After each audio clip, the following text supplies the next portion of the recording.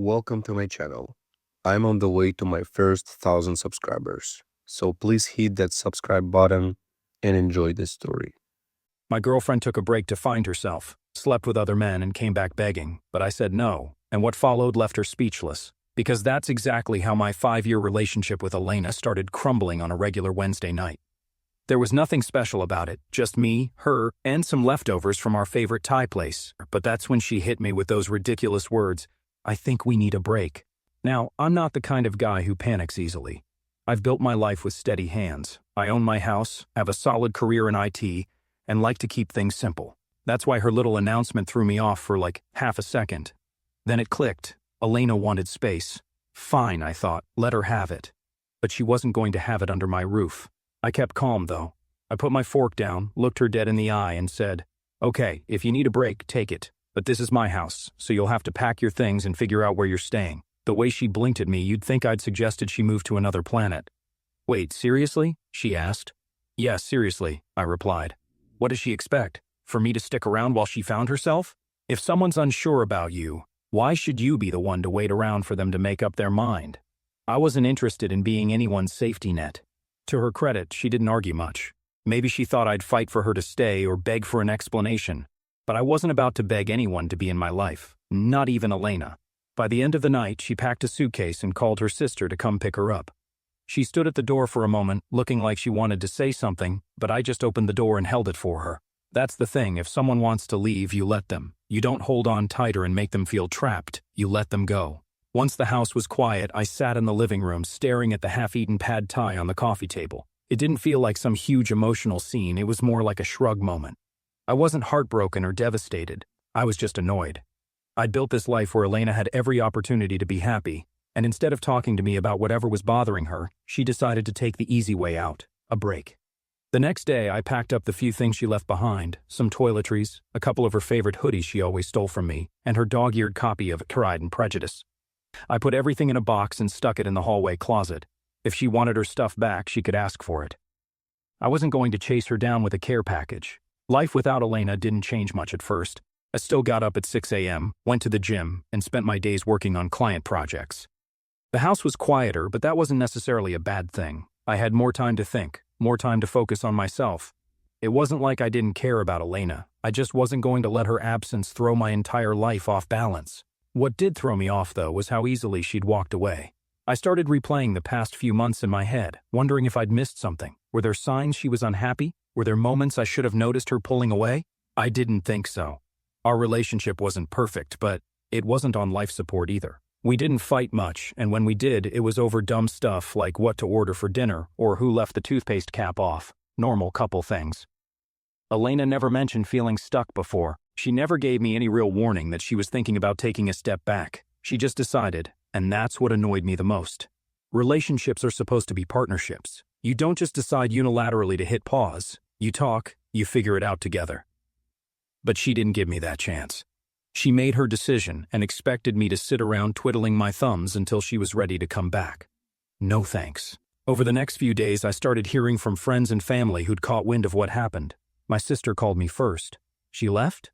Just like that?" she asked, sounding more shocked than I felt. I gave her the short version of the story, and she was quick to reassure me that I'd made the right call by not begging Elena to stay. "Don't let her walk all over you," she said. "If she doesn't know what she has, that's on her." Then there was Alex, my best friend and unofficial therapist. He swung by the house a couple of nights later to check on me. He wasn't one for pep talks, but he did point out the obvious, "You dodged a bullet, man. If she's this indecisive now, imagine how she'd act in a real crisis." That stuck with me. If Elena couldn't handle the everyday ups and downs of a relationship, what would have happened when life got tough? What if we'd been married? What if there were kids involved? It was better to find out now before things got any more complicated. By the end of the week, I felt like I'd made peace with the whole situation. If Elena wanted her break, she could have it. I wasn't going to chase after her or waste my time wondering what she was up to. That's the thing about people who say they need space half the time. It's not about finding themselves, it's about finding out if the grass is greener somewhere else. And if they think they can come back to you once they're done looking, they're dead wrong. I knew I deserved better than that, and I wasn't about to settle for someone who didn't see my worth. So, I kept moving forward, confident that I'd made the right choice, and honestly, it felt pretty damn good. It didn't take long for people to start talking. When someone moves out, especially when you live in a close-knit neighborhood and share a lot of mutual friends, the whispers spread fast.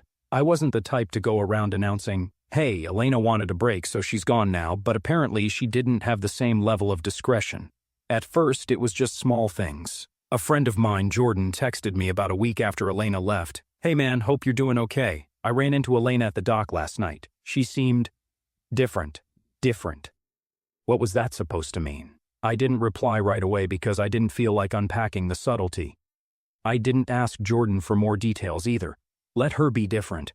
She wasn't my problem anymore. But then another friend, Lauren, called me a couple of days later. "I wasn't sure if I should tell you this," she started, which is always a great opening line when someone's about to spill something you probably don't want to hear.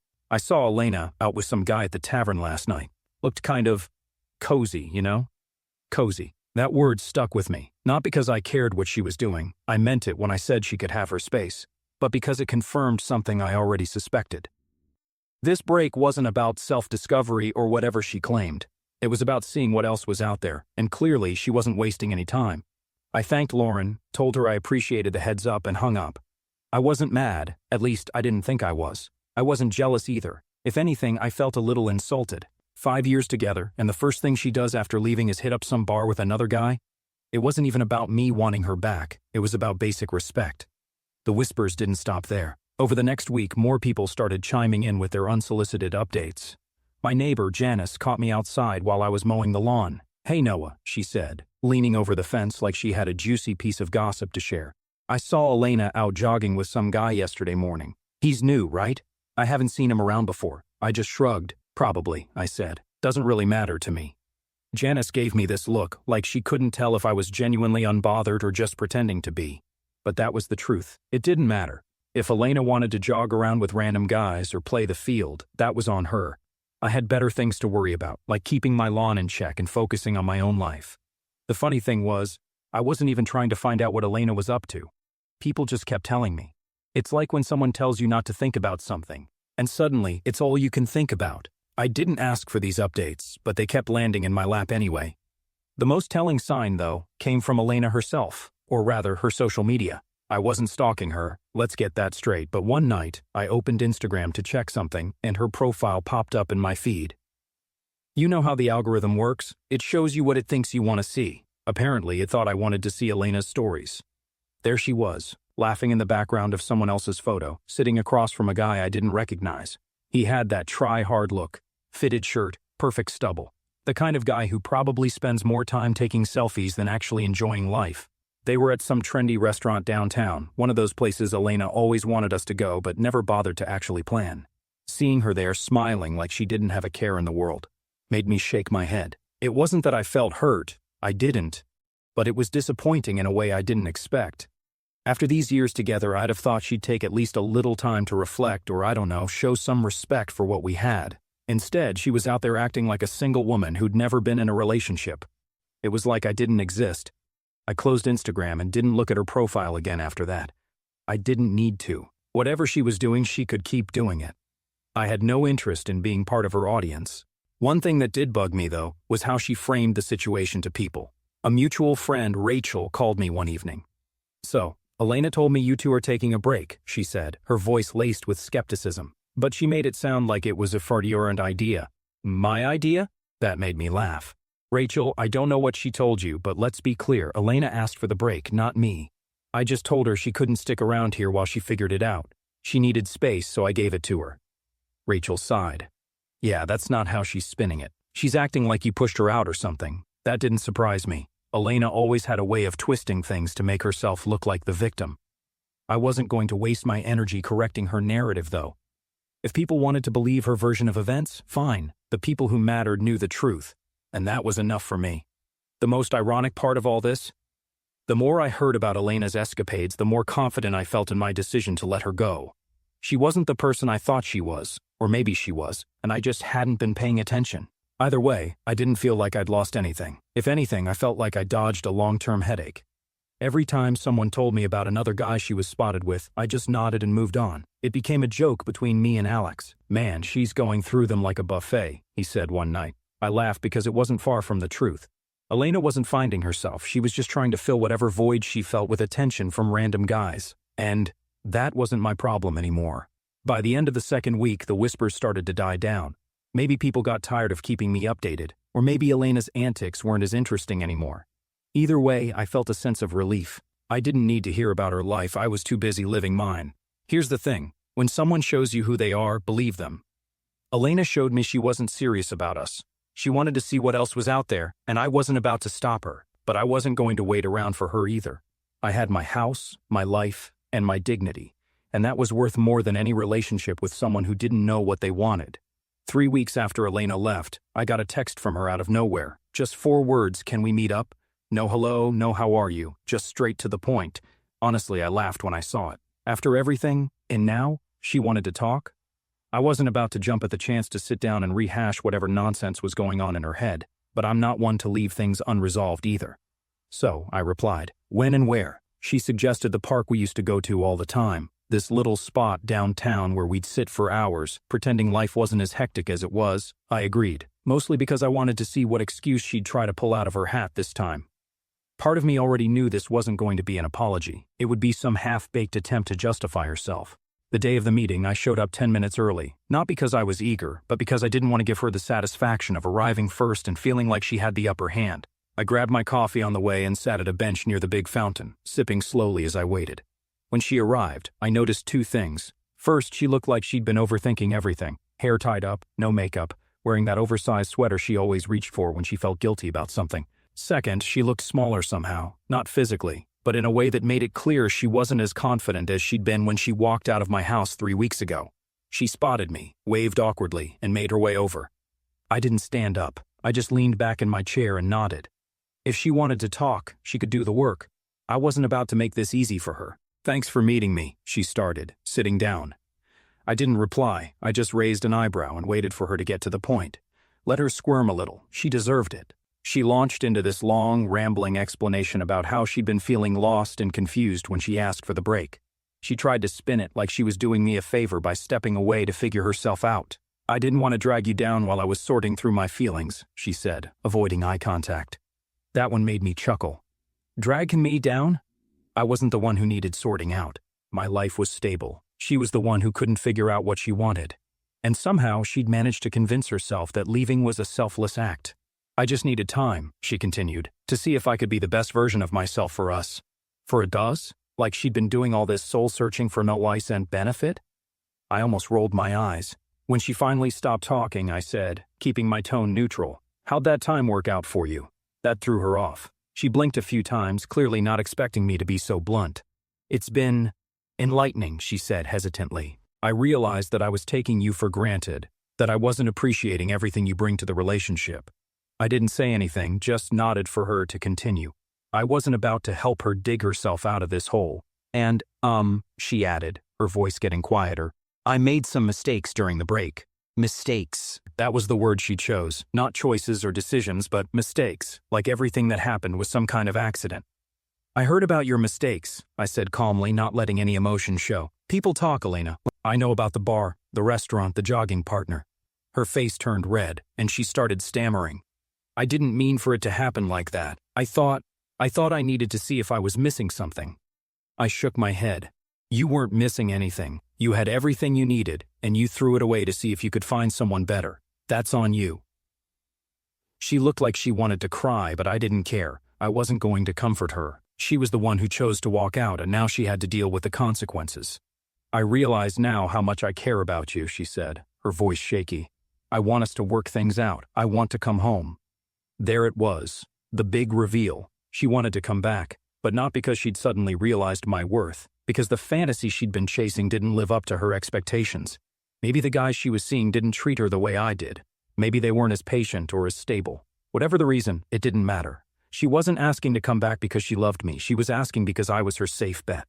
"No," I said simply, leaning back in my chair. She blinked, clearly not expecting that response. "No? That's right," I said. "You wanted a break, and you got it. But you don't get to walk back into my life just because things didn't go the way you thought they would." She tried to argue, to plead her case, but I wasn't interested. I stood up. "Take care of yourself, Elena," I said before leaving. I didn't look back. I didn't wait to see if she'd follow me or call after me. As far as I was concerned, that chapter was closed. She'd made her choices, and now she had to live with them. If there's one thing I've learned from this, it's that you can't let someone treat you like an option. If they don't know your worth, you don't need to stick around waiting for them to figure it out. You move on, and you don't look back. And that's exactly what I plan to do. After that park meeting with Elena, I felt like a weight had been lifted. It wasn't just about turning her down or walking away, it was about reclaiming my own sense of worth. I hadn't realized how much I'd been carrying since she first said she needed a break, but now I was done. No second guessing, no lingering doubts. The first thing I did when I got home was clear out the hallway closet. That box of her stuff, it all went into the trunk of my car. I drove straight to her sister's place and left it on the porch without a word. No text, no note. She could deal with it on her own time. I wasn't about to have her lingering in my space any longer than necessary. Over the next few days, I started settling into a new rhythm. My house felt different without Elena's presence, but not in a bad way. It was quieter, sure, but also more peaceful. I didn't have to worry about her passive-aggressive sighs when I left a dish in the sink or her endless stream of suggestions about how I could improve the house. The house was mine again, and I made it a point to make it feel like mine. I rearranged the furniture in the living room, replaced the throw pillows she'd insisted on buying, and even swapped out the shower curtain. Small changes, but they made a big difference. Every little adjustment felt like a step toward reclaiming my space. One night, Alex came over to hang out. He hadn't seen the house since Elena left, and the first thing he said when he walked in was, "Man, it feels way better in here now, like, I don't know, lighter." I laughed. "Yeah, it's amazing what happens when you take out the source of the negativity." He smirked. "Dude, you're thriving, and I'm here for it. What's the plan now, bachelor pad vibes?" I shook my head. "Nah, I'm not turning this into some party house. I just want to focus on me for a while, you know? Get back to what makes me happy." Work became another area where I really started to thrive. Without the constant distractions of a messy relationship, I found myself diving deeper into projects and actually enjoying them again. My focus was sharper, my productivity shot up, and I started getting recognition for it. My boss even pulled me aside one day to say, "Whatever you're doing differently, keep it up. It's paying off." Funny how cutting the dead weight from your personal life can make everything else fall into place. The real shift, though, was mental. I started noticing how much clearer my head felt without Elena's drama taking up space. I wasn't constantly questioning myself or trying to figure out what she wanted or needed. I wasn't worrying about whether something I said or did would set her off. Of course, there were still moments where I thought about her. It wasn't like she'd completely disappeared from my mind, but those moments were fewer and farther between as the weeks went on. When I did think about her, it wasn't with anger or sadness. It was more like indifference. That indifference became even more solidified when mutual friends brought her up in conversation. One friend mentioned seeing her at a party, and all I said was, "Good for her." I didn't ask for details, didn't care to know who she was with or what she was doing. It didn't matter anymore. By the time a month had passed since our last meeting, I felt like a completely different person. Not because I'd changed, but because I'd finally gotten back to being myself, the version of me that didn't have to compromise for someone else's comfort. One of the best parts of this whole journey was realizing how much stronger I was than I'd given myself credit for. When Elena left, I could have let it break me. I could have spiraled, wallowed in self-pity, or tried to win her back, but I didn't. I stood tall, kept moving forward, and built a better life for myself in the process.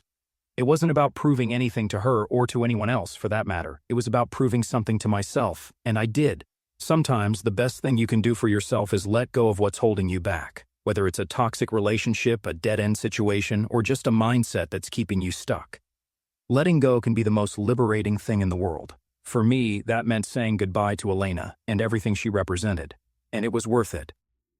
Now, standing taller than ever, I can say with complete confidence, I made the right choice. It had been about 6 weeks since Elena and I had any kind of contact. I wasn't checking her social media. I wasn't wondering what she was up to, and I definitely wasn't missing her. To me, that chapter was closed. So when I got a text from a random number saying, "Hey, this is Ryan, can we talk? It's about Elena," I almost didn't respond. Ryan? Who the hell was Ryan? I wasn't interested in any drama, and the idea of getting sucked into Elena's orbit again made me shake my head. But curiosity got the better of me. I texted back a simple, "What do you want?" His response came quickly, "It's better if we talk in person. Can we meet?" I had no idea what this guy wanted, but something about the message felt off. If it were Elena reaching out, I wouldn't have given her the time of day, but this was different. Against my better judgment, I agreed to meet him at a cafe downtown the next day. Worst case, I figured I'd waste 30 minutes of my life. Best case, I'd get some clarity on why this guy thought it was necessary to talk to me. The next afternoon, I walked into the cafe and spotted him right away. He was sitting at a corner table, fidgeting with his cup. Early 30s, clean cut, one of those guys who probably spends half his life on LinkedIn. I sat down across from him, not bothering with any small talk. "You Ryan?" I asked, and he nodded, looking more nervous than I expected. "Yeah, thanks for meeting me," he said, shifting in his seat. "I wasn't sure if I should reach out, but I felt like you deserved to know the truth." "The truth?" I leaned back in my chair and crossed my arms. "All right then, what's the truth?" Ryan took a deep breath, like he was gearing up to confess something big. "So, I've been seeing Elena," he started, his eyes glued to the table. Or I was, anyway. I raised an eyebrow but didn't say anything. No surprise there. I already knew Elena had been jumping from guy to guy since she left. The difference was, I hadn't cared enough to put faces or names to any of them. Ryan was just another name on the list. He must have noticed my lack of reaction because he kept talking, words tumbling out faster now. "The thing is, when we started seeing each other, she told me you two were done, like completely done. She said the break was just a formality and that you were emotionally checked out." I almost laughed at that. "Emotionally checked out?" I repeated, shaking my head. "Yeah, that's not how it went down. She asked for the break. I told her to pack her bags. End of story." Ryan looked genuinely uncomfortable, which, frankly, I found satisfying. He was starting to realize he'd been played. "She made it sound like you were the one who didn't care," he admitted, like she had no choice but to move on. Classic Elena, twisting the narrative to make herself look like the victim. It didn't surprise me, but it did confirm one thing: she hadn't changed, not even a little. "So why are you telling me this now?" I asked, leaning forward slightly. "What's the point?" Ryan sighed, running a hand through his hair. "Because I started noticing things, little things that didn't add up. She'd mention you in passing, like you were still in the picture somehow. She'd tell stories about your house, about things you used to do together, and it didn't make sense if she was really over you." I didn't say anything, letting him keep digging his own hole. The longer he talked, the more apparent it became that he'd been strung along, just like I had, except I'd woken up to it a lot sooner. "She wasn't honest with either of us," he continued. "She made me think you were the bad guy, but now I see it. She was keeping her options open, playing both sides. And when things between us started falling apart, she started talking about wanting to go back to you." There it was, the real reason he wanted to meet. Ryan wasn't here to clear his conscience. He was here because he'd been burned, and he didn't want to go down alone. "Let me get this straight," I said, my voice calm but firm. "She told you we were done, made you think I didn't care, and then tried to use me as a backup plan when things with you didn't work out?" He nodded, looking sheepish. "Pretty much." I leaned back in my chair and let out a low chuckle. "Sounds like you've had a rough time, man. But here's the thing, I already knew she was like this. That's why she's not in my life anymore." Ryan looked surprised, like he expected me to blow up or feel betrayed. But why would I? Elena had shown me exactly who she was. I didn't need Ryan to validate what I already knew. For a moment, we sat there in silence. Ryan fidgeted with his cup again, clearly unsure of what to say next. Finally, he looked up at me and said, "I just thought you should know. I didn't want you to think you were crazy or anything." "Crazy?" I repeated with a smirk. "I'm not the one who got played. I saw through her the moment she asked for that break. You, on the other hand." I let the sentence hang, letting him feel the weight of his own choices. To his credit, Ryan didn't try to defend himself. He just nodded, like he knew he'd screwed up by getting involved with her in the first place. When we finally stood up to leave, Ryan hesitated for a moment before extending his hand. I considered ignoring it, but decided to shake it anyway. No point in holding a grudge against someone who was just as much a victim of Elena's games as I'd been. "Good luck," he said, his voice quiet. "I hope you find someone who deserves you." "You too," I replied, though I wasn't sure he'd learned his lesson yet. On the drive home, I couldn't help but laugh at how messy the whole situation had become. Elena thought she could keep both of us on a string, but instead she ended up with neither. It was poetic, really. She'd played herself. After my little chat with Ryan, I was done. Done with Elena, done with her drama, done with everything that even remotely involved her. I'd thought the door had already been closed when I walked out of that park, but meeting Ryan put the final nail in it. The confirmation that she had been stringing both of us along? That was all I needed to wipe my hands clean of her nonsense for good. But of course, Elena wasn't about to let things end quietly. A couple of days later, she texted me again. "Hey, can we please talk? I've been doing a lot of thinking, and I really want us to work this out." I didn't even bother replying. What was there to talk about? She didn't get to come crawling back just because things didn't work out the way she wanted. Silence was the only response she deserved. Ignoring her didn't stop her from trying, though. Over the next week, she sent more texts. Some were apologies, full of self-pity and regret. I know I messed up. I wish I could take it all back. Others were attempts to guilt me into responding, I just need closure. Don't I deserve that? No, she didn't. Closure wasn't something I owed her. Then came the calls. I'd see her name pop up on my phone screen, and every time, I'd hit decline without a second thought. It was almost laughable how desperate she was getting. She'd burned every bridge between us, and now she was scrambling to rebuild them with empty words. I wasn't buying it. One night, she showed up at my house. I was in the middle of a woodworking project in the garage when I heard a knock at the door. At first, I thought it was Alex dropping by unannounced, like he sometimes did. But when I opened the door and saw Elena standing there, I sighed. She looked different. Not in the I've been working on myself kind of way, but in the I'm not handling this well kind of way. Her hair was messy, her eyes were red, and she had this pitiful look on her face that might have worked on someone else, but not me. What do you want, Elena? I asked, leaning against the doorframe. She hesitated, probably trying to come up with the perfect thing to say, but all that came out was, I miss you. I almost laughed. Miss me? The guy she thought she could keep on standby while she tested out her little flings? Yeah, no thanks. I don't know what you want me to say, I told her. You made your choice, and I made mine. I made a mistake, she said quickly, her voice trembling. I thought I needed something different, but I didn't. I had everything I needed with you, and I was too blind to see it. I crossed my arms and gave her a long, hard look. You think you can just show up here, say a few nice words, and I'll forget everything you did? That's not how it works, Elena. She started to cry then, tears streaming down her face as she tried to plead her case. I didn't know what I was doing. I was confused, and I got caught up in my own head. I'm sorry, Noah, I really am. Can't we just start over? Her tears didn't move me. They might have worked on Ryan or whatever other guy she'd been messing with, but I wasn't about to fall for it. Starting over wasn't an option. I'm not interested, I said firmly. You wanted space, you got it. You wanted to explore other options, you did. Now you're dealing with the consequences of your actions. That's not my problem. She stood there for a moment, stunned into silence, then tried one last angle. What about everything we built together? Doesn't that mean anything to you? It did, I said, my voice calm but firm. But I don't hate you. I'm not angry anymore. I'm just not going to let you back into my life just because you realized you made a mistake. You need to move on, Elena. I have. Her face crumpled, and for a moment I thought she was going to argue again. But instead, she just nodded, wiping her tears with the sleeve of her hoodie. I'm sorry, she said quietly, for everything. I didn't respond. What was there to say? I closed the door as she walked away, not bothering to watch her go. I felt nothing. No sadness, no anger, no regret, just relief. She was out of my life for good, and that was exactly where she needed to stay. After that night, she didn't try to contact me again. Maybe she finally got the message, or maybe she was too embarrassed to keep trying. Either way, I didn't care. My life was better without her, and I wasn't about to let her back in. I started planning a trip I'd always wanted to take but never had the time for. Life felt full again, not because of anyone else, but because I was building it on my own terms. No games, no drama, just peace. Here's the thing. People like Elena don't change. They might say all the right words, cry all the right tears, but at the end of the day, their actions speak louder. And her actions told me everything I needed to know. She didn't value what we had. She thought she could walk away, try something new, and come back when it suited her. But that's not how life works. Not with me, anyway. I don't regret the time we spent together, but I also don't miss it. That chapter of my life is closed, locked, and the key's been thrown away. If she's smart, she'll learn from this and do better with the next guy.